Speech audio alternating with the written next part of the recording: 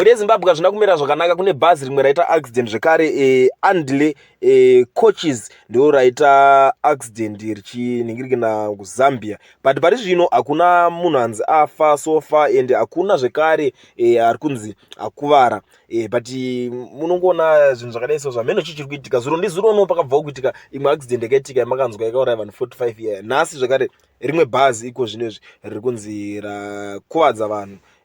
Tingati chiko bhazi rakuvara because vanhu zvava vari kunsofa apa pasati panyatso identify kuti vakuvara chaicho ndevapi, vakuvara papi. Asi muri yeZimbabwe ndo zvimwe zvezvinhu zviri kuitika paEaster zvatangouya panapa kuti tirambe tichingokuzivisai kuti please mumugwagwamo fambai zvakanaka, please please please. Kumhanya hakusiko kusvika, munosvika kwamunenge muchienda, but rangarirai kuti iEaster holiday iyi mota dzinenge dzakawandisa mugwagwa, vanhu vese vanenge vachimhanyira kwavari kuenda, uya ari kuti ndakanonoka, uya ari kuti ndakanonoka, but kunonoka at the end of the day hakuna zvakunozobatsira. Chingogara wakasika kubuda kumba, right? Because hatidi kuzokudasikirwa nemi Easter ine. Zvinhu zvinorwadza, zvinhu zvinosiririsa muri yeZimbabwe kuti vanhu vongosangana nematsaona akangodai so aya. Unozongonzwa kunzi ninga asisiko because anga achitravela paEaster, cause chimwe chinhu chekuti munhu atravele nchekuti mamwe mazuva ese anenge achienda kubasa akabatika nezvakawanda. Vamwe vanozoenda kumachechizi, vamwe vanozoenda kumachinchi. So please madrivers, chimbomirai zvekumwa. Kana uchizoti unomwa, iproblem yakuchitika pamwe pana paZimbabwe ndekuti vanhu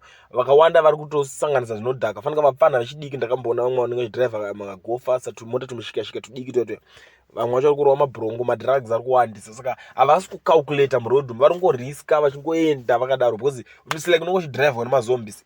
Easter inei please pinda munhingirikini, mungava mushikashika muchitarisa drive wacho zvakaita. Kana ukaona chiri zombi like avari madrugs, siyai vaende asina kana vanhu because upenyu hwako hwakakosha.